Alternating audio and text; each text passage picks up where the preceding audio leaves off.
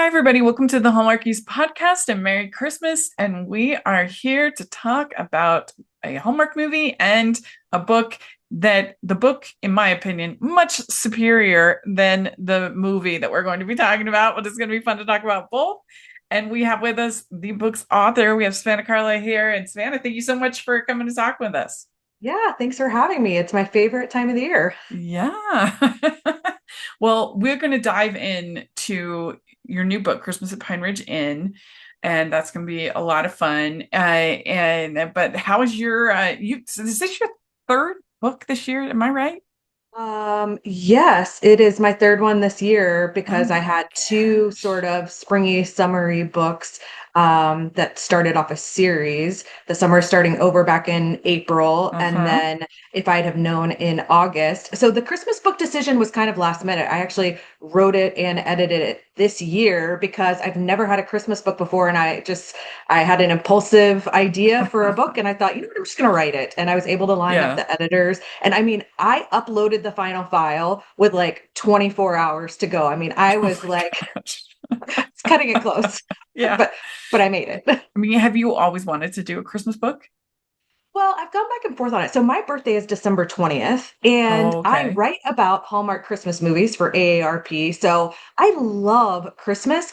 I just never had an idea I liked enough. And I write all my books generally, until this one, set at the beach. And I just wasn't sure that a Christmas book at the beach would do all that well. I mean, frankly, I live at the beach, and I mean, we have some fun Christmas traditions here, but there's a lot about it that doesn't feel like Christmas. I'm headed to Breckenridge, Colorado, like a week from Friday to get my Uh-huh. little dose of real Christmas somewhere where it's actually cold.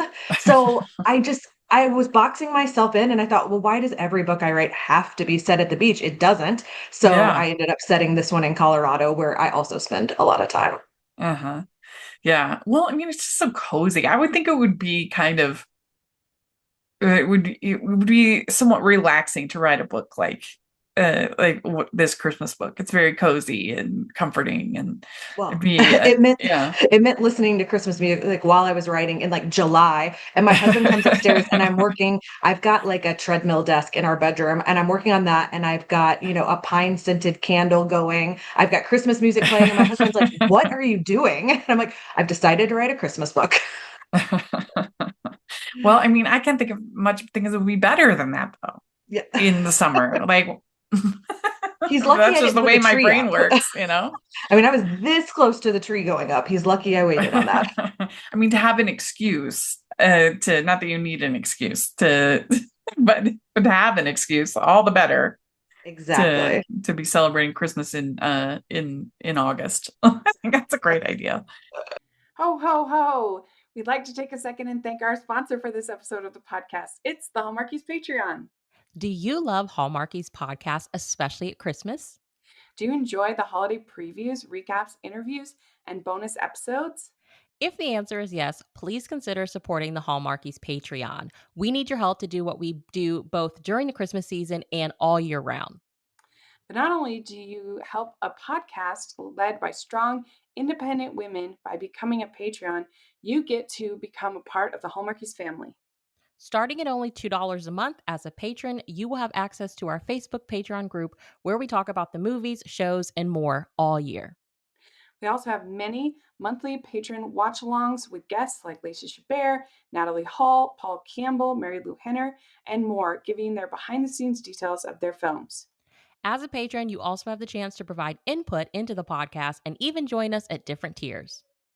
So this Christmas season, spread some cheer to the Hallmarkies Patreon and become a member today. You won't regret it. Go to patreon.com/hallmarkies to learn more. That's patreon.com/Hallmarkies. But yeah, we will dive more into the book in the second half of this episode. We're going to talk about Melt My Heart This Christmas.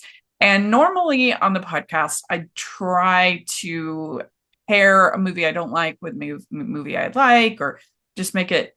But in this case, because since the other Hallmark movie this weekend was the Bills movie, and I was doing a separate episode on that, I thought, okay, I'm going to pair it with the book, and so that will be, more because I don't usually like to just be super negative, about a movie.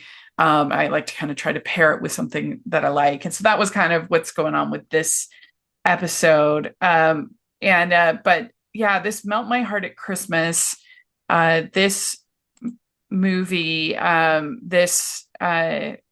on just a second. So Melt My Heart at Christmas, this is director Amy Force, writer Ansley Gordon.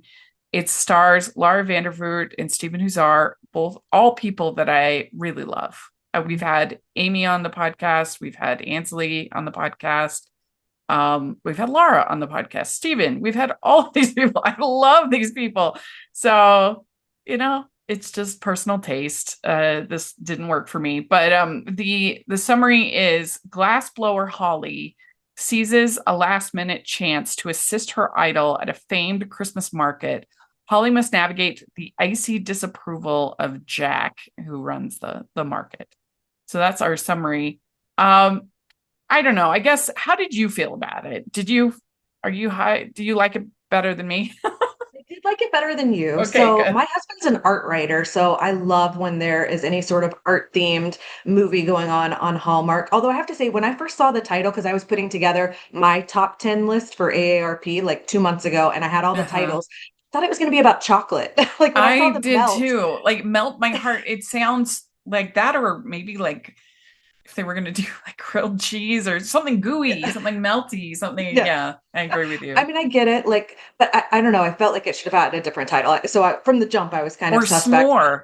I could see Yeah. like, yeah, like a s'more, Yeah, or marshmallow, something something, something with the glass, or if they were gonna something go with melty. with a Yeah. glass artist, like something about Yeah. like blowing glass. I don't know. I'm not great at titles, frankly. Like I come up with very few of mine. A lot of them get changed by my publisher because that is not my strong suit. But it just then when I read the description, I was Yeah. like, oh, not a chocolate movie. Okay, I can get on Yeah, board I with glass agree. blowing. It screamed candy. It Yeah. did melt my heart. So I would have done something, like something maybe glass or sparkly or artistic. yeah. Like, yeah, I agree with you there. Yeah. But So I anyway, was I went into it already like, okay, this isn't what I thought it was going to be. But like I said, I can get on board with the art angle. I liked the storyline, and for me, I liked the older artist had very like Miranda Priestley, Devil Wears Prada vibes, and so I mhm. loved that because I love Devil Wears Prada. But my biggest problem was I didn't feel like the leads had the best chemistry. Like I just wasn't feeling them together. Yeah. I mean, I guess I felt like this is everything that anybody who rolls their eyes at the idea of Hallmark movies thinks all the movies are. That like this having the lead having a quirky job, taking everything like incredibly seriously for that, as if this like Christmas market is they were treating it like this Christmas market was a Fortune 500 company. Like, I Yeah. mean, it was absurd, the way that they were acting. Like, I don't know. And the the conflict, even the romantic setups just felt so cliche to me. Like some stuff that I like normally, like well, we're gonna accidentally fall right on top of each other, scene. Stuff like that because they were just piling on the cliches, it just kind of made me groan of like, ugh. And I agree with you about the I agree with you about the chemistry. And I really genuinely like Stephen Huszar as a human. Me He's too. super nice. He's been very nice to us on the podcast, but that is something that he has struggled with. He I have a hard time thinking of one where I really felt like, oh, this pairing is really sizzling. This is even when Yeah. he was in a Christmas movie with his own fiance, it still didn't spark. I don't know, and Well, the one I liked just with him the best was when he was with Lacey Chabert, and I always get them all mixed up, but I think it was the one that It's Time for oh Us to yeah. Come Home for Christmas. There was that whole series, which, spoiler alert, that inspired my book, actually, that movie. Oh really? He Yeah, had I good mean, I might chemistry. agree with you that that's his strongest movie, but that's more of an ensemble movie. Yeah. Is probably why that one worked more. I don't know. There's just and that's the frustrating thing about romantic comedies.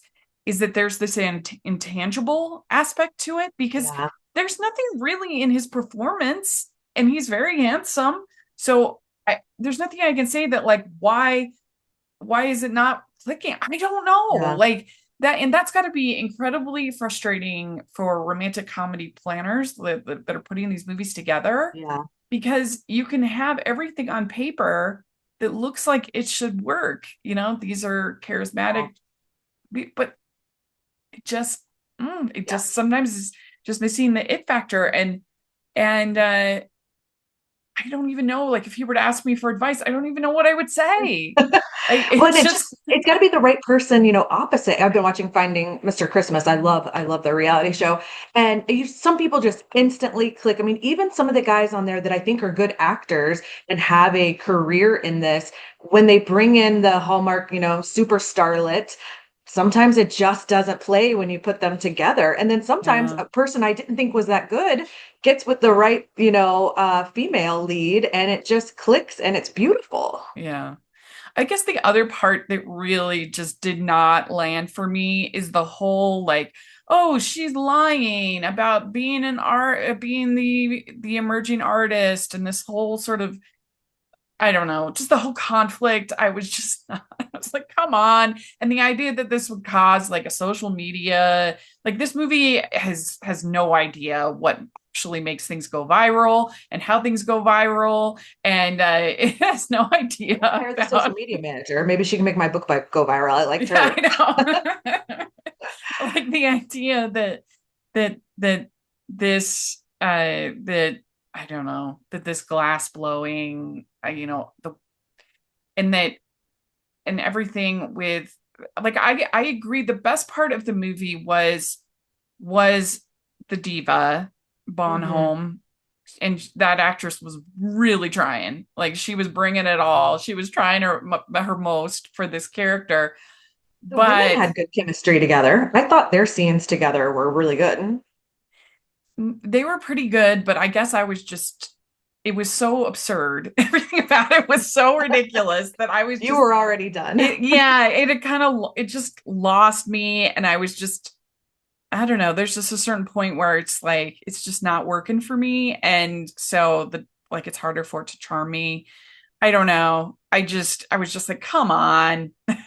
I feel like they've been hitting the Christmas markets hard. I mean, I get that there's only so many Christmas things you can do, but Hmm. they've done some of the like European Christmas markets in movies before, and I love those because I've been to Yeah. Europe for Christmas markets and love it and would love to go again. But I feel like they're maybe putting them in too many of the movies now. They Like everything doesn't have I to be a Christmas know market. Mhm.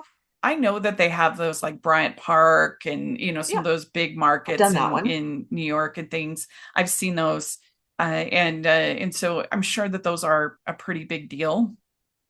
But the idea that this is like major scandal, I was just like, Yeah. come on. It was Heidelberg last year, right? Or was that the year before? That one was great. You had the woman That that one was the was really ornament good. maker. I Yeah. loved that one. And I think maybe that one did well. And they were like, let's do a little bit different version of that one. And it just is Hmm. not the same. No, it's not the same because that was more about her like interactions with his whole family, Yeah. and she was there for like a month, and um I don't know, just the conflict was way better in that one.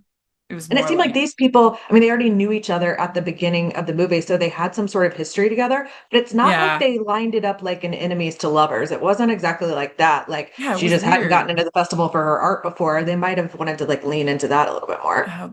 I guess there was a side of me in this movie, watching this movie, that felt like it was like Hallmark Mad Libs. That it was just like fill in the blank with like glass blowing here, fill in the blank, like, uh, but and I say that, and I feel like, okay, these people, I said, I really genuinely love all these people. They're going to be super offended by that because I know they worked really hard on it, but that is how it felt. And, you know, that's how it felt to me watching it, that it was just like, this is so, you just take like your Hallmark formula where something like this, um I don't know, something like this year with Christmas Above the Clouds, where they took a formula of Christmas Carol and they Right. did all of these things to be creative and clever and so maybe I've been spoiled a little bit by these Hallmark movies, or like something like the Christmas Angel match from this year, where it was like such a clever idea of these angels that are these matchmakers, and so I think that might be part of it too, Yeah. is that they've been thinking outside the box so much for so many of these movies. So then they come back and watch a movie that's like 2014 is back, Yeah. A little Hallmark. more formulaic. Yeah. Yeah, the Hallmark 2000, like 14, 2016 formula. I mean, the only thing that would have made this more of that era is if she had been the city girl from Yeah. from the country Yeah. going in, you know. But she's the glass blower, which did make me laugh because uh, that is a kind of a recurring random theme in a lot of these movies is glass blowing is and our friend Dory, she's always like, glass blowing is not sexy, stop trying to make it sexy. Well, my husband, who's the art writer, he walks in and out of the room while I'm watching Hallmark movies and whatever. And about, I don't know, a year ago, he said to me, "How are so many people artists in all these movies that you watch?" Because he's like, that's just not like a normal job that so Well, many and people have. especially glass blowing because it's hot and it's like it's just not Yeah, you can be all sweaty, yeah, it's not not in a good way. especially sexy. It's like if metal welding all of a sudden was in a bunch of Hallmark movies. It's the equivalent. Yeah, But yeah, so she makes ornaments and he can't take a risk on an unknown artist, even though he has an emerging artist booth. right. And but this is Mrs. Bonehome she's missing an assistant. She needs an assistant, and this is she the Lara's character like idolizes her. Yeah, She thinks she's because one of the things that actually makes Devil Wears Prada work is that she doesn't idolize her. yeah. She thinks that it's all a joke. I mean, It's that's all the whole ridiculous. greatness of that scene with Stanley Tucci's character, where he tells her like, you you know you think that this is all a joke, and you expect her to be, nice and sweet and kind and everything to you. And he has that whole speech, and of course, it's really good. But that's actually what makes that story work. If you had her idolizing Miranda Priestley, it would be way less interesting. Like the other assistant does, Emily in that Yeah. movie. Yeah, she does worship her. Yeah. And so it'll be interesting to see how the sequel turns out, Yeah, because all these years later, how these characters, I think her name is Andy in that, yeah, Andy. how they have evolved. That's going to be interesting to see. Yeah, I'm looking forward to it. Yeah, But I that's did like next the year. dynamic in this one. I thought the women had a better dynamic and better chemistry together um than the male lead and the female lead did together. Yeah, I mean, but yes, I mean, I agree. But also their behavior like made really didn't make any sense. I mean, especially at the end, where I mean, she's said the Bonhomme is said that she's how dare you? How dare you do this? I'm never going to give you the internship. I'm going to ruin your whole career. But she says this on live air. And I'm thinking, okay, like, wow, that went to a dark place. And then almost instantly, as soon as she sees that shard of glass, she's like, oh, now we're best friends. And I mean, literally, they're like hugging and please work for me. And we're going to It's a quick turnaround. yeah, it was a lot. But anyway, the actress who played Bonhomme, Bianca, is her name, Jennifer Wigmore, she did bring it. I She liked really, her. she was trying her hardest to sell this character. She had some of those. I mean, I pretty immediately Yeah. was thinking, "Ooh, like Miranda Priestley." Now, I mean, no one can be Meryl Streep, but I thought she played this role really well. hmm So basically, this diva glassblower uh, is uh, is is the featured artist for this craft fair, Christmas fair. And the Christmas fair is like supporting this entire business and family Yeah. and Stephen Hussar's family. And it's seeing hard times. Evidently, there was a point where this did like incredible business, like all year long. This supported like this whole family enterprise, and so she's like now the featured artist, but she doesn't really like want to be the featured artist. She thinks she's kind of over it, Yeah, and and so it seems like she's had sort of a shift in her career too, from when she was sort of, mhm. young and willing to like try new and different things, and now Yeah. she's just trying to like fit in a box, and you can just tell she's not that the passion for what she does isn't there anymore. Yeah. Well, I have to say the other people that have listened to this podcast know that the whole Save the Farm brand of these movies is one of my least favorites of the tropes. And they were leaning into that really hard too, of like, oh my gosh, we got to save the Christmas fair and we got to save the. And I'm just like, ah, and They never really but set up it's like under what. threat, the Christmas Yeah. fair. Well, they never really set up why it was so important to that community. Like, okay, if Yeah, this fair goes away, I mean, sad, but like, is it that big of a deal? Like they never set up why it's so important or yeah. how, I don't know, the stakes weren't there. No, and I guess it just made it feel like, oh, we're just checking off boxes of Hallmark cliches. But like I said, she was pretty funny when she's like, "You're a 9, I need you at a 4." That was pretty good.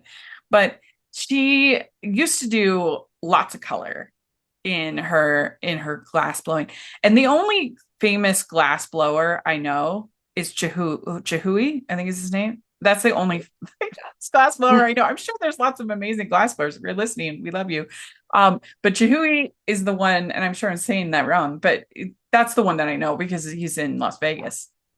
Well, and just ever. So I live in Florida, and his museum is in St. Petersburg, Florida. Mm-hmm. So I've been there, but you see his installations all over the place. Or Yeah, it's so recognizable too. Like we'll walk in a hotel lobby, and they'll have a big yeah. chandelier, and you know immediately that's what it is. Well, even actually here in Salt Lake at the Symphony Hall, we have one. It was a leftover from the Olympics. They had a whole Tahui exhibit, and there was a column of fire that was symbolic of the torch, Olympics and everything, and so we still have that in the Symphony Hall. So yeah, that's the only one that I know, and that has that kind of name recognition. But she's evidently on his level. Yes, that's what it sounds like. Bianca. Bianca is on his level, so that's exciting. But just like Chihui does all these colorful, beautiful art, that's what she used to do. But this reporter, and the idea that this reporter would be like focusing not only on the Christmas fair and doing like regular exclusives, but also on her and her art is ridiculous. I mean, I'm sure there are people who do stories on Chihui, but it's not like it's a regular update of like, oh, check in, like, Yeah. come on. I mean, that's not my husband I mean, writes artist profiles, but yeah, it's like yeah, we go to art festivals and whatever, and maybe there's somebody there he's looking for specifically because they kind of fit his niche is Native American art, and so we go to a lot of festivals where maybe a Native American artist is the featured artist at that yeah, festival or whatever. Like, there's not a lot of people he writes about more than once. I'm trying to think, like, yeah. there's people we run into more than once, but like, I can't think of him. Like, Sure, he's you might do like definitely not in that sort of role. a featured story, but the idea would be like breaking news. Like I said, this movie has no idea what actually makes something viral, and they just, yeah. But like to take a second and thank our sponsor for this episode of the podcast. It's the good folks at Aura Frames. We all know that struggle of trying to find the perfect gift for our loved ones. And oftentimes we run out of time and we end up giving them a gift card, which is no fun. So this year you can break that habit of the gift cards and go with something that is thoughtful, that is easy, and that they will love with Aura Frames. Aura Frames are digital frames that you can load from anywhere. In fact, you can preload before you give the gift. You can do unlimited free photos and video on your Aura frame. You can personalize the gift with a message. You can have a gift box with it. Every frame comes packaged in a premium gift box with no price tag. For a limited time, save on the perfect gift by visiting auraframes.com to get $35 off Aura's best-selling Carver matte frames, named #1 by Wirecutter, by using promo code Hallmarkies at checkout. That's auraframes.com, promo code Hallmarkies. This deal is exclusive to listeners, and frames sell it fast, so order yours now to get it in time for the holidays. Support the show by mentioning us at checkout. That's auraframes.com, promo code Hallmarkies. Terms and conditions apply. But that was absurd. Everything with the reporter was ridiculous. And I felt like, are they going to have the reporter and Bianca fall in love? Didn't it sort of feel that way? I wondered about that because it seemed like he had been sort of around for a long time in her career and had had a big impact. And yeah, I thought in the end, maybe, but I'm glad they didn't go there. I mean, if you're going to lean in, I guess, just I'll go for it. I mean, I don't know. I feel like I'm being too mean, but I really did feel like this was bordering on self-parody. It really felt like a half step away from being an SNL skit to me. But she is not, because she had this interview with this guy who's like obsessed with her, this reporter, and he was critical of her use of color. Oh, she's leaning too much into the color. She's using it too much. So now she's gotten the complete other, and she's done a completely clear collection, which I don't know, like, to me that could be interesting, I guess. Yeah, I'm a color person, so I was like, eh. Also, I thought, can you imagine like Miranda Priestley changing everything she does because like one person wrote something bad about her? Yeah, No, that's I true mean, too. and Bianca had a pretty big ego, so Yeah. to change the entire direction of her career because of this one man and something that he wrote one time, I didn't really get that. Yeah. Yeah, I agree. I mean, the whole thing was absurd, but I mean, I think you could make like a very pretty presentation and aesthetic and everything with all this, especially if you were doing those snowflakes like she had, like that could be very pretty with all clear. I mean, it's like I could imagine it being like a There's a market cool. for it. Like I love color. My Mhm. mother-in-law, she's actually my next door neighbor, doesn't. So like everything she has is clear and neutrals and whatever. And we joke with Mhm. each other all the time. Like when she does wear a color, she's like, "Look how loud I'm being," you know. And it's like the opposite when I Also, wear something black. It's yeah, unusual. also probably the clear I would think would be more marketable, Yeah. because if you're looking to buy to purchase something, like you would probably want, like there's gonna be more people that want a clear vase versus a bright red vase, that's gonna fit into every decor. So I could see, it being actually quite profitable for it. But she's a complete sellout because Yeah. she's doing this clear glass. Clear is no good.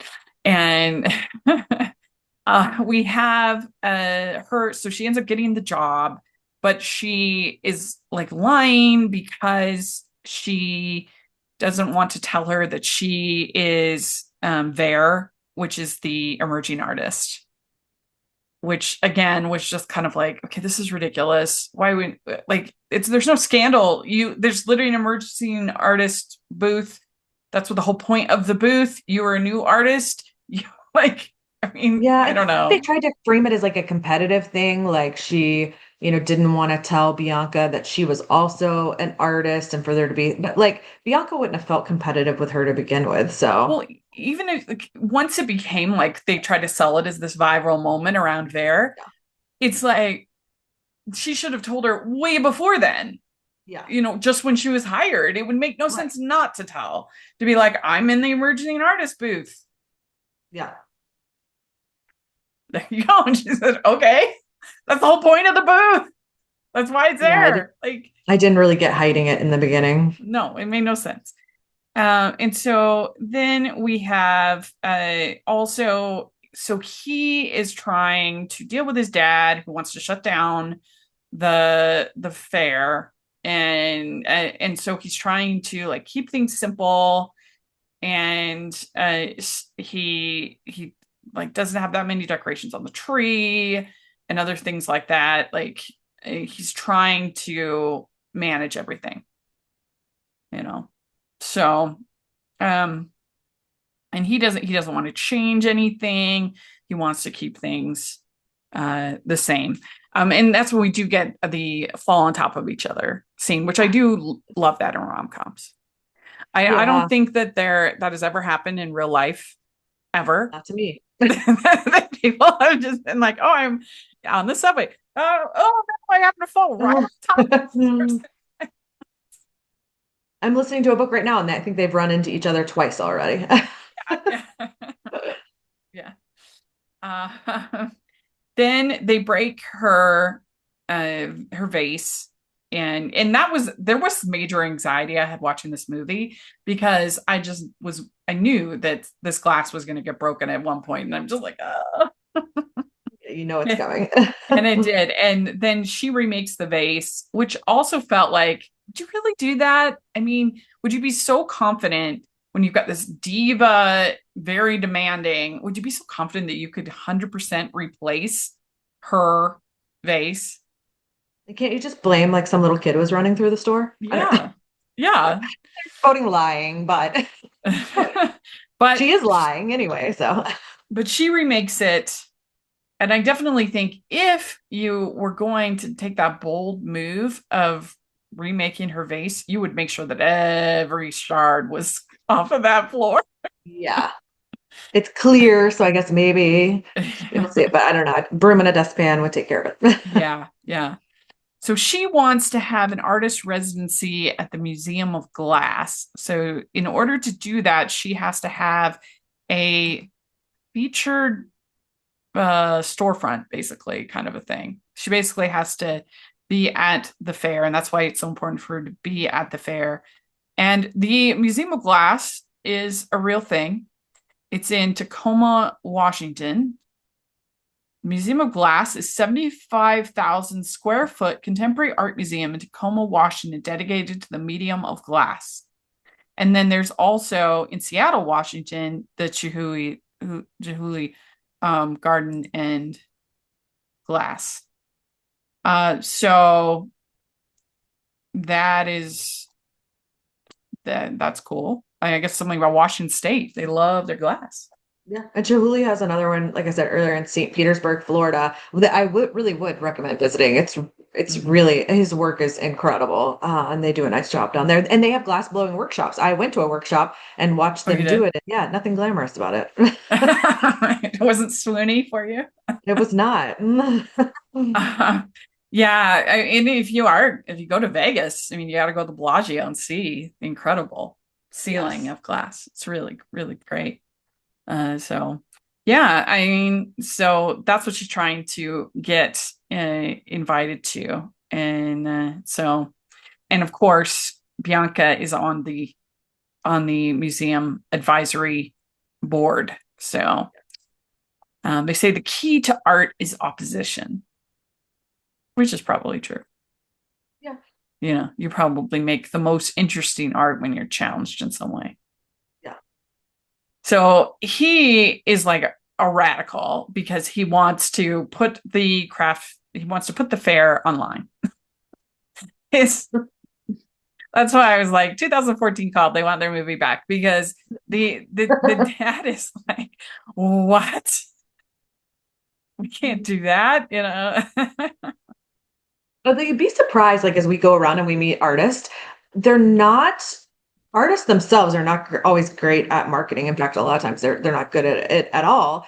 And a lot of them don't have any sort of real online or social media presence. So like we'll be at an art festival and we'll be in a booth with art that I love, but I'm like not ready to buy it right that second. And I'll ask them, do they have a website or an Instagram or a business card or whatever? And they have nothing. And so Yeah. it's like, okay, well, can I take a picture of your booth so I remember who you are? And then like, how do I get in touch with you? I mean, you'd actually be shocked how many people in the art Yeah. world have like no online presence.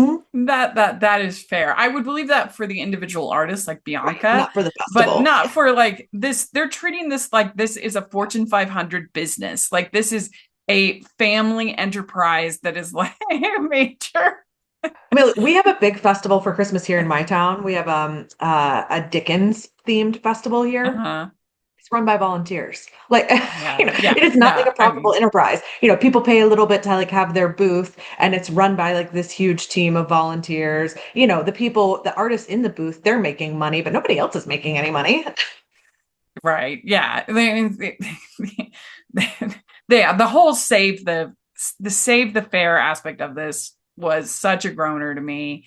And the idea that his dad would be like, "But we're not going online, and we're not gonna. What are you trying to do?" And all this stuff. What does We're this gonna festival close do the rest of everything the year? down, and Yeah. What does this business do the rest oh, of the year? come on. Mm. And I think change is a good thing, and it doesn't have to be a bad thing. And so this is when the Ver starts blowing up, like, and uh, he then everybody gets mad at her, like, how could you lie about even and I kind of wondered, like, how does she keep making all of these? Like, I would That think too. these How take much a does she long have? time to make. Yeah. She would have had to have all that made up before the fair. She doesn't have time. She's there Yeah, working for Bianca.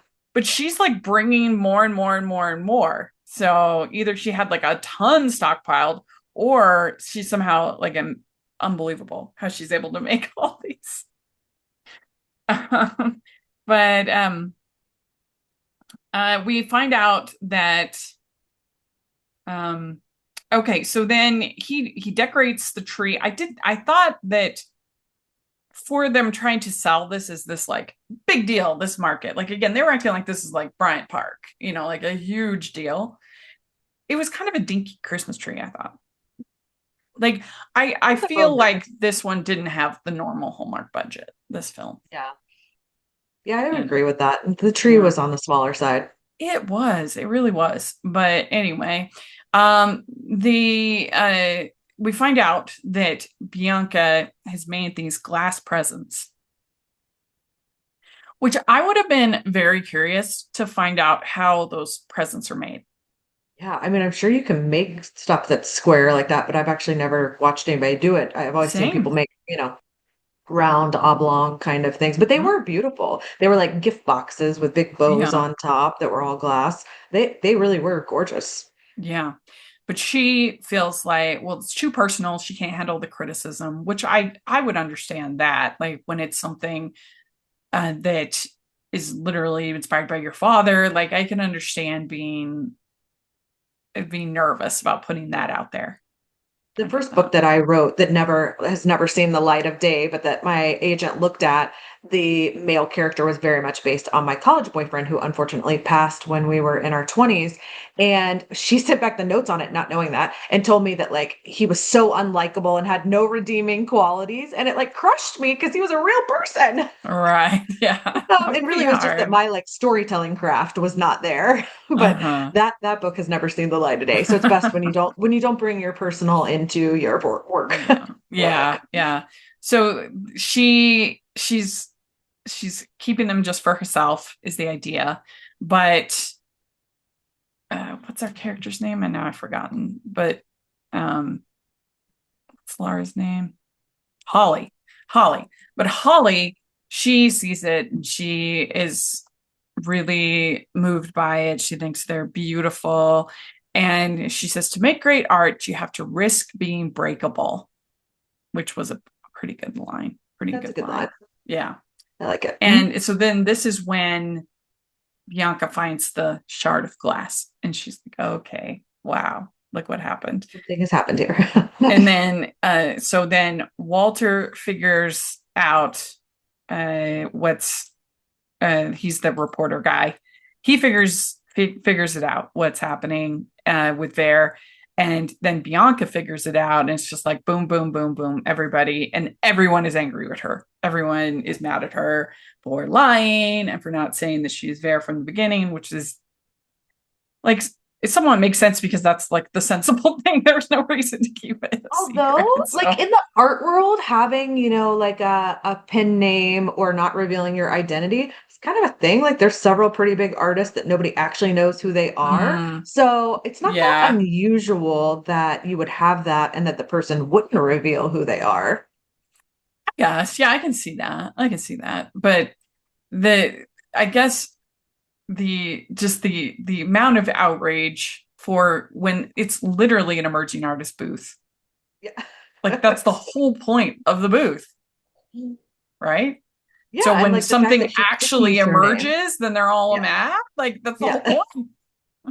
And you've got that like mystery element of like who it is. Like that could have been, it wasn't what she was doing, but that could have been like a marketing ploy. Yeah, So it I don't could have know been why they're so part upset about it. if something was going to go viral, you know, because if something does go viral, it's usually something insane like the Starbucks bear cups or just Yeah. something bizarre. So yeah, maybe something like their glass ornaments all of a sudden would become like the big hot ticket for what is this in, like I forget what city this is supposed to be in, but I guess I could kind of see how that might have gone viral, but just especially everything involving the reporter side of it and like this, that it was some kind of like scandal was just very groan inducing in my opinion.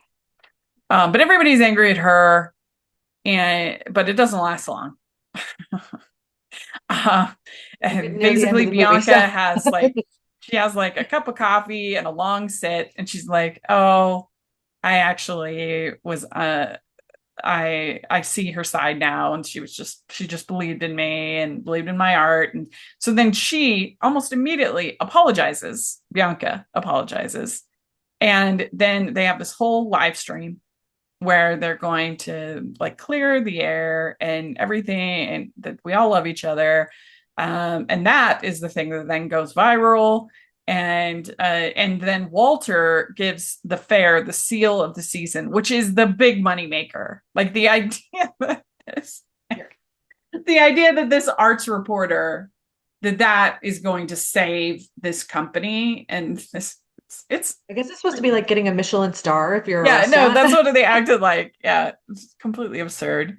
And so the dad, he's not going to sell anymore because we got the seal of the season from Walter. Although now there's probably nowhere to go but down. Yeah. and, I mean, what do you do the rest of the year? I Yeah. mean, What that's does this company do the rest of the year? I, Do they put on all the so themed festivals in town? yeah. So then Jack, he's now director of this great company, and then they meet up and have their kiss and whatever. So yeah, I don't know. This one was just too cliched for me. It was too, I don't know. It was too much for me. I just didn't like. I didn't care for it. Mad respect, all involved. It just wasn't my taste. But out of 5 crowns, what would you give this one? Probably 2.5. Mm-hmm. Okay. Yeah. I mean, I would give it like a 1. Yeah. 1 I crown. knew you were going to go lower. It's so hard to criticize other people's I writing know, and I'm art. It's like I hate sorry. it when people criticize mine. So it's so hard. And It there are is. parts of the storyline I like. But yeah, we've kind of discussed all the places Yeah. it falls apart. It is what it is. And they made a movie. I have not made a movie. So, they've done something that I didn't do. I And don't regret it's watching it. just Like it wasn't a waste of personal, my time. It was fine. just personal taste. I'd like to take a second to thank our sponsor for this episode of the podcast. It's Uncommon Goods. The countdown is on. Holiday shopping season is officially here. Uncommon Goods takes the stress out of gifting with thousands of unique, high-quality finds you won't see anywhere else. Don't wait. The most meaningful gifts get scooped up fast, and now is the perfect time to cross names off your list. What I really liked when I looked at their website is that you can go to the exact category of the person that you're shopping for. So you can look for gifts for women. And then in particular, they have a whole section for moms, for grandmas, for wives, for teenagers. And within each of those categories, there's all these creative ideas. And I had a lot of fun looking at the teen category. I have some nieces and different things that would be fun to shop for. And I love the creativity in so many of the gifts. You've got create your own real viewers. You've got a photo and label printer. I definitely think there is something for everybody, and it's worth checking out their site. And it's also nice that when you shop at Uncommon Goods, you're supporting artists and small independent businesses. Many of their handcrafted products are made in small batches, so shop now before they sell out this holiday season. And with every purchase you make at Uncommon Goods, they give back $1 to a nonprofit partner of your choice. They've donated more than $3.1 million to date. So don't wait. Cross those names off your list before the rush. To get 15% off your next gift, go to uncommongoods.com/Hallmarkies. That's uncommongoods.com/Hallmarkies for 15% off. Uncommon Goods, we're all out of the ordinary. Let's talk about your book, Christmas at the Pine Ridge Inn. So why don't you tell the audience a little bit about the plot of what to kind of expect? I mentioned earlier, this was inspired by Time for, I think it's Us to Come Home for Christmas. I always get all those movie titles mixed up, but it's the one with Lacey Chabert and with Stephen, who we were just talking about. And I loved you mentioned the ensemble cast. I loved this idea of people who were missing something or lonely at Christmas, sort of all being at this one inn, and that kind of found family aspect of everybody coming together. So that was kind of the kernel of the idea for the story. I knew there was going to be an inn, and then it was figuring out like, why are these people there? And that's kind of, my storyline is nothing like the movie from there. I just got the idea for the inn from there. So I came up with my female character first. Her name's Lila. And I decided that Lila was born on Christmas Day because, like I said earlier, my birthday's December 20th. So I know what it's like to be a Christmas baby. So I had her born on Christmas Day, but adopted. And all she knows is that she was born on Christmas Day 34 years ago. She knows it's in the state of Colorado because of the adoption records, but she doesn't really know anything else. And as we sort of find her at the beginning of the book, both of her adoptive parents have passed, and this is going to be her first Christmas without either one of them. And she sort of decides, like, this is now finally the time that she has some interest in figuring out who her birth parents were. And all she has that came with her as a baby is a baby quilt that's like a Christmas quilt that's obviously handmade. And as she gets to looking at it more closely, there's a tiny little tag in the corner and it just says, "Made with Love by Emily." And she decides to do I don't know if you guys have done this, but Google Lens, you can do like a reverse image search. I have a Google Pixel phone, and so I do that all the time when I see somebody with like a purse I really want. I can snap a picture and then I can find it. And so I have her take a picture of the label, and it comes up with this tiny little quilt shop in the town of Pine Ridge, Colorado, which is a fake town that I created right outside of Breckenridge, where I spend a lot of time. And she decides she's going to go to Pine Ridge for the holidays and try and figure out, was it someone in that town who gave her up for adoption? And so it sort of started a little bit almost as a women's fiction story, more so than a romance. But of course, then I had to give her a really handsome innkeeper to fall in love with. And I knew what he looked like in my mind and kind of who he was and the kind of swagger he would have right away. And he kind of has his own story of Christmas and of this town and how he fits into it. And they clash a little bit at first because she's very like type A, and she's actually a hotel consultant. And so she's trying to tell him all the things the inn could do better. And he has zero interest in any of it. He's very traditional. He likes things the way they are. So you get a little bit of that like grumpy sunshine in the beginning where they aren't exactly on the same page with each other. Mm-hmm. So do you have any sort of, is there a reason that you gravitated to an adoption plot, or it's just No, so I'm a lawyer by trade. I haven't practiced now in years since I've become a reporter and a writer. But I knew like enough about adoption law to be dangerous. I did have to like bend it a little bit because in real life in Colorado, once you're over the age of 18, you can actually request your adoption records and get your original birth certificate with your real birth parents' names on it. That's not true in every state, but it is true in Colorado. So I had to bend it a little so it wouldn't be so easy for her to find. There her are birth no mother. closed adoptions in Once you're Colorado. over the age of 18, in fact, there's a number of states that are like that. It's not every state, but yeah, once you're over 18, and I had a reader reach out to me. This is what's really cool. I had a reader reach out to me. She had read the book and she said, I'm not adopted. My husband is. And I forget what state he was in, but he was in one of the states where you can do that. And she was trying to convince him to do it. And he has no interest in it whatsoever. But it's neat because Yeah. I'm not adopted and nobody in my family is adopted. But I have had now a handful of adopted people reach out to me and say they read the book and that it felt really, authentic and realistic to them. And that just makes me so happy because I'm not adopted. I consulted a friend I know who's adopted just to make sure I was kind of getting the right vibe and that it was realistic. But that's to me as a writer, it's scary when you write something you haven't lived. So, like, a lot of my early books have had at least one character who has something I've lived, because that's so easy to write and I don't have to worry about making a mistake. But now the more books you get, like, all my characters can't be lawyers. Like, got to branch out some. And then you just have to find people to read for you who have had that job or been through that situation to make sure you're handling it the right way. Mhm. Yeah. Yeah, I think it did feel pretty authentic, and that the character's journey, there's an emotional truth there. So that's why when I was reading it, I thought, I wonder if what kind of experience you have with it. So I think that worked in that I'm regard. acting it out currently on TikTok. So I have a friend who does very well on TikTok. And she was like, you've got to go on TikTok and just pretend you're your character and start recording these snippets where you're talking about how you want to search for your birth mother and why. And then when you find the clue with the quilt. So I'm 2 videos in so Oh, far. that's good. People started leaving me these comments and sending me these messages about, oh, you should definitely look for your birth mother. And I have to be like, it's my book. It's not really me. And I feel like I'm being disingenuous, so it has felt a little awkward to try to act it out, but it's also kind of fun. Some of those TikTok authors have led me so astray that I'm like, oh, that looks so good. And then I get the book, oh, terrible, terrible books. So I'm glad that you're on there, like actually promoting something quality. There's I'm a lot of trying. Now terrible. I'm just responding to all the comments when they're like, I support you. You should absolutely look for your birth mother. I'm like, this is promoting a book. Because if you watch all the way to the end, then it says at the end, like, would you read this? So that hopefully, and then the caption says book Christmas at Pine Ridge Inn. But like, people don't look at any of that.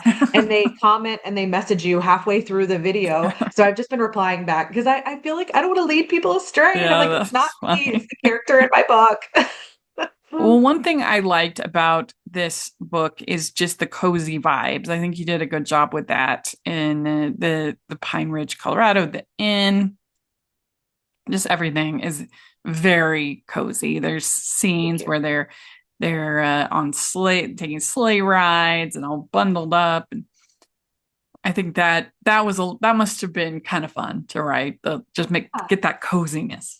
Well, and I'm gonna like live it out in a couple of weeks here. I'm going to Breckenridge. I'm actually doing a signing in Breckenridge, at a store there, and my dad and 3 of my aunts decided to come with me, and we have booked a sleigh ride. So we're doing the sleigh ride. I'm doing a horseback ride at another part of the week. I'm going skiing. Like, a lot of the stuff that I had them do in the book were things that I've really done out in Colorado because I spend a lot of time out there. And I live in a small town, so I know what those small town vibes are like, and the store owners and Main Street and what all that looks like. And like I said, the inn was really inspired by the inn in It's Time for Us to Come Home for Christmas. So Mm.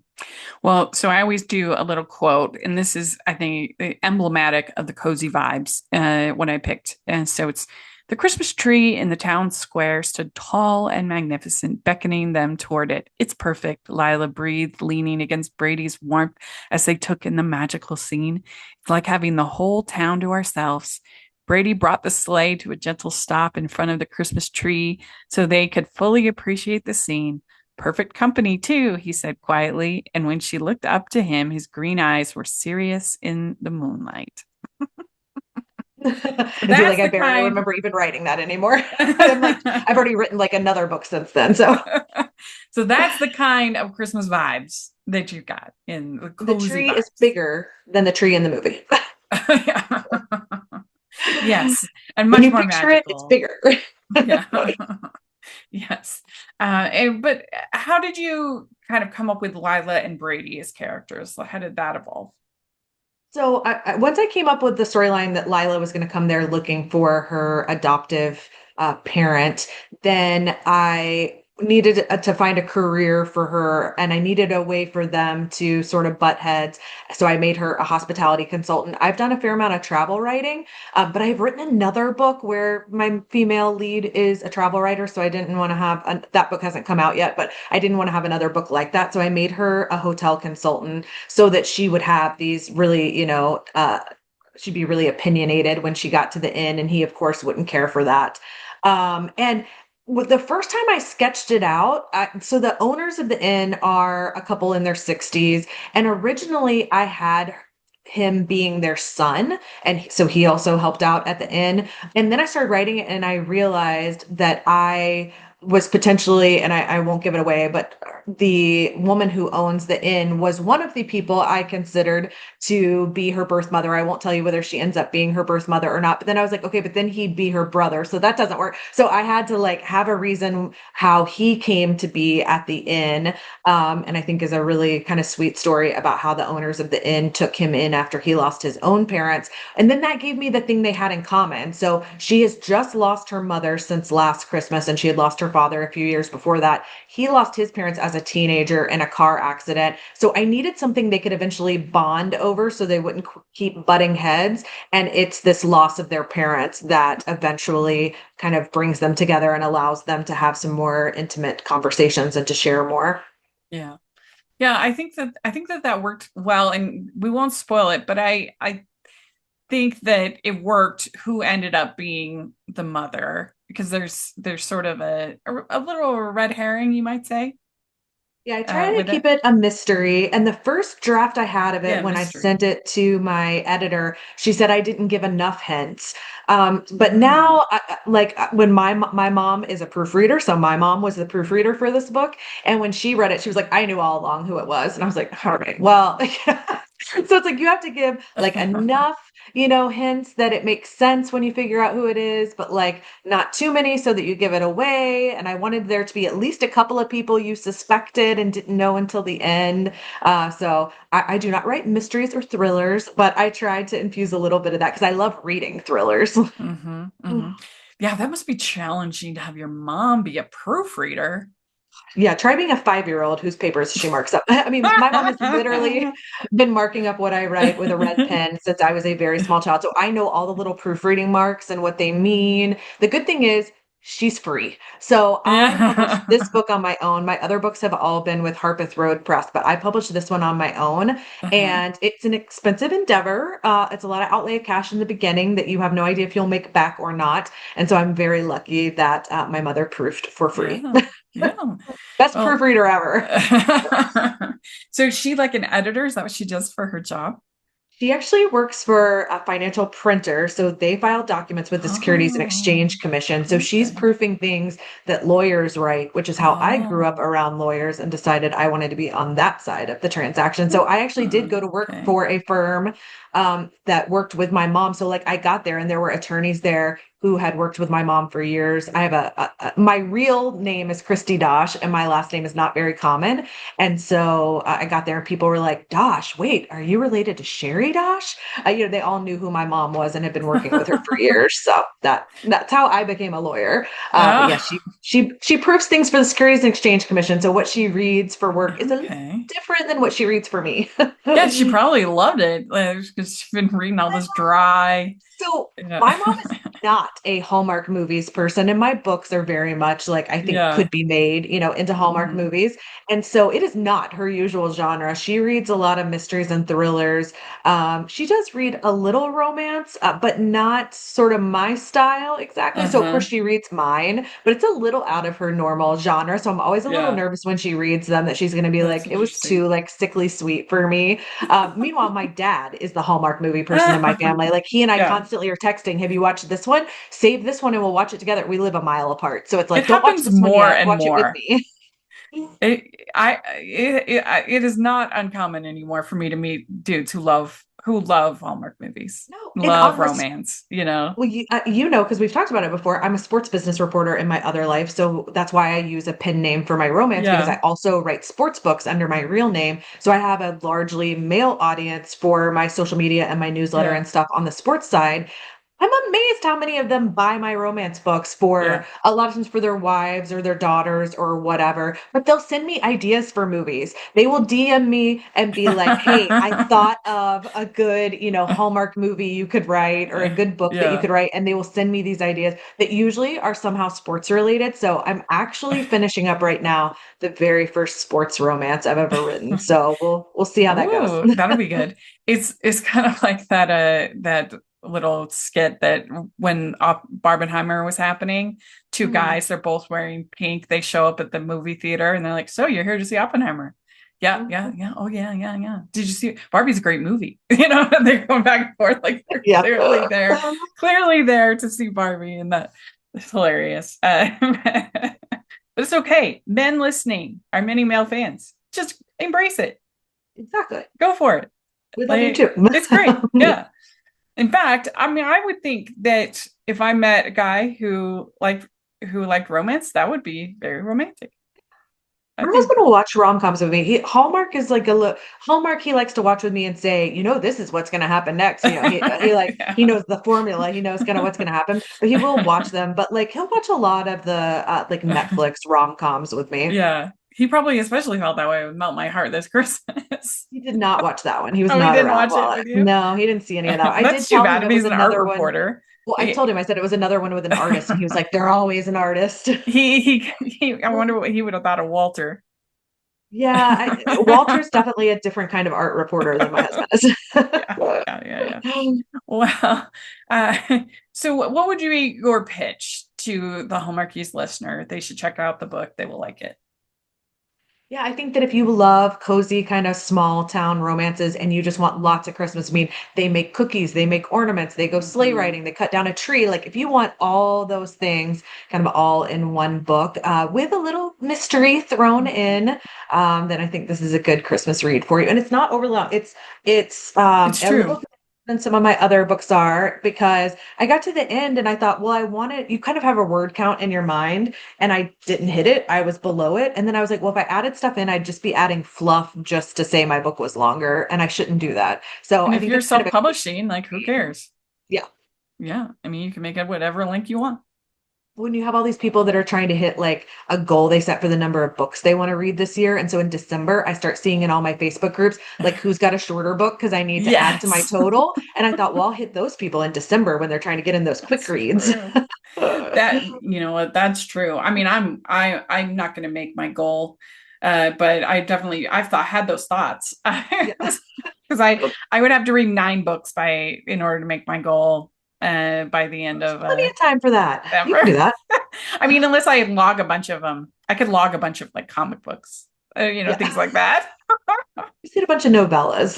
Yeah, yeah. If you have any suggestions, I mean, I did read a bunch of. It's already been somewhat inflated by. I read a bunch of Jen Sterling's novellas. She's a good one on TikTok, you know. Yes. But hers were really fun. She did a novella rom-com for every month of the year. So there's January book, February themed book, March, and I just love that. What a brilliant concept. There's a good novella. Very I haven't read it clever. yet, but I love the authors.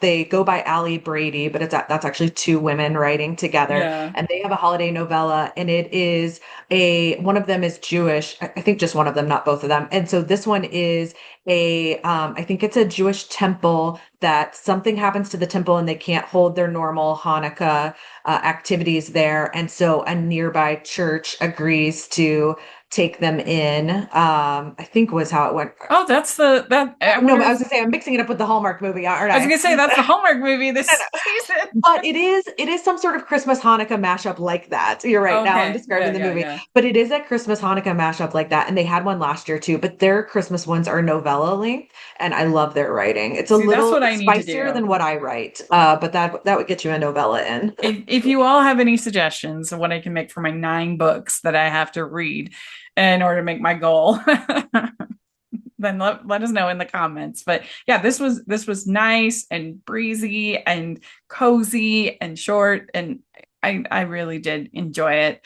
So I think that the listeners will enjoy it as well. And and it's out now, or It's yes, out already. okay, Yeah. good, And yeah. I've already got my like ideal Hallmark cast. So if Hallmark wants to call me, Ooh, like I'm ready to go. who do you see as your Lila and Brady? So Brady, I knew instantly was Chad Michael Murray. Like there's no doubt in my mind. And there was another Hallmark movie. I don't even remember if it was Christmas or not. I think it was something winter where he worked at an inn. And I'm trying to remember who was in that with him. But anyway, I love Chad Michael Murray. So then I had a harder time with the female lead. For a while, I thought it might be fun for the female to be Bethany Joy Lenz because they did One Tree Hill together. They never were together on One Tree Hill. And I'm a huge One Tree Hill fan, and there are a lot of One Tree Hill people who wish that they had been together or at least tried it. And so I thought, well, this would give you those two together. But I just wasn't sure that she was really what I pictured for Lila. I thought about Nikki DeLoach Yeah, because I me do think too. she's a little more what I pictured for Lila. But I think Who? Who'd you say? Nikki DeLoach. Oh, Nikki DeLoach. Yeah, Yeah. I love I her could anyway. see So that. Yeah, she's so good. but I here's my final entry. So I've been watching the TV show Psych, and it has Maggie Lawson in it. And I was watching it the other day, and I was like, "It's Maggie Lawson. Maggie Lawson should be Lila." I loved her in Sugar Plum so much. So that I could see that. I think that I might push for Tyler Hines and as Brady because Okay, I like him. I think you need somebody like just a slightly more rugged than, and I wouldn't say that Tyler Hines is like super rugged, but more than Chad Michael. I like Tyler Like Hines. and like Niall Mater, maybe he might be good. Yeah, Somebody like that I could little somebody I could picture a little more is like the rugged Jesse Hutch. He would be good. yeah, I do like him. That's a good Yeah, one. he would be good. Sort of the inn owner, kind of a little just like a Yeah. little more ruggedness, kind of. I think um yeah, I might say Jesse Hutch. Let's do that. Jesse If Hutch. Hallmark will make it, they can cast whoever they want. Yeah, of course. Jesse Hutch and Nikki DeLoach. There you go. Yeah. It's Oh, cast. I And love Nikki DeLoach. Oh, I would and love. she's so good at doing that like heartfelt, sincere, emotional. Like she would Exactly. crush it with the birth mother and those scenes. Yeah. And Very, that's why she's some of very the ones good. I thought of, they just did that I Mhm. love, and I love something, but they like didn't fit Lila because I didn't do the sort of more emotional kind of like deep, Mhm. not deeper. I don't know the word I want to Yeah. use, but She's the perfect. Lila's going She's through a lot. Like you got to yeah. be able. Some of the Hallmark actresses are best when they're in like really bubbly, perky roles, and that Lila's not that. You know who else would be good? Wes Brown. He would be good. I do like Wes Brown a lot. Yeah, he would be I have good. him Wes sort of mentally Brown. cast in one of my other books, but he can be in more than one. Yeah, Wes Brown or Jesse Hutch, Nikki DeLoach. Very good. You did it. You answered all the questions. And thank you for coming and talking about the movie with me and talking about your book. And it was just a ton of fun. I really appreciate it. And if people want to follow you, you said you got a TikTok, you've got lots of stuff going on. I'm on all the things as Savvy Carlisle, so Okay. Savby, because Savannah didn't fit on one of them, and I wanted them all to be the same. So Savvy Carlisle on pretty much everywhere: Instagram, Facebook, TikTok, X. I think I'm on everything but Snapchat. I don't do that, but pretty much everything else. Okay, great. We'll have all of that in the description. Just definitely check out. You all should definitely check out Savannah on all of those. You should definitely check out Savannah on all of those social medias. And we'll have an affiliate link for the book in the description. You should take a look at that. It's a lot of fun. I think everybody will enjoy it. And so thanks so much, and hope you have a very Merry Christmas. Yeah, thanks for having me. You have a great Well, Christmas too.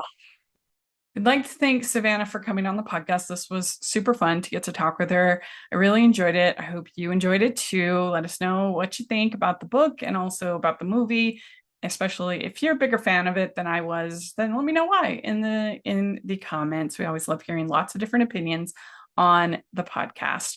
And make sure you check out our 2025 Christmas coverage. We've got lots and lots and lots of episodes covering all of the Christmas season. I'd love to hear your thoughts on any of those episodes. And you can find me at Rachel's Reviews, all over social media, iTunes, YouTube, and on Rotten Tomatoes, and at KSL Movie Show. I've been doing that every Friday. And you can listen to the back episodes. They post as podcast versions. And that's just been super fun. So I'd love if y'all check that out. And make sure that you're following the podcast, Hallmarkies Pod and Hallmarkies Podcast, all over social media. And if you are listening on iTunes, please leave your ratings and reviews. Really appreciate that. And if you are watching on YouTube, please give the video a thumbs up, subscribe to the channel. We appreciate that so much. We also have our Patreon group, which is the biggest way you can support everything that we're doing. And you get to be part of watch-alongs and VIP experiences, really fun. And you also can listen ad-free to the podcast by being a patron member. That's a new thing we just added this fall. So please check that out.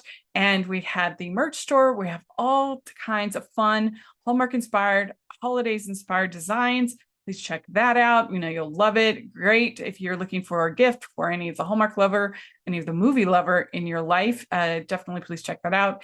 And thanks again to Savannah. Really appreciate it. And we'll talk to y'all later. Bye. Merry Christmas.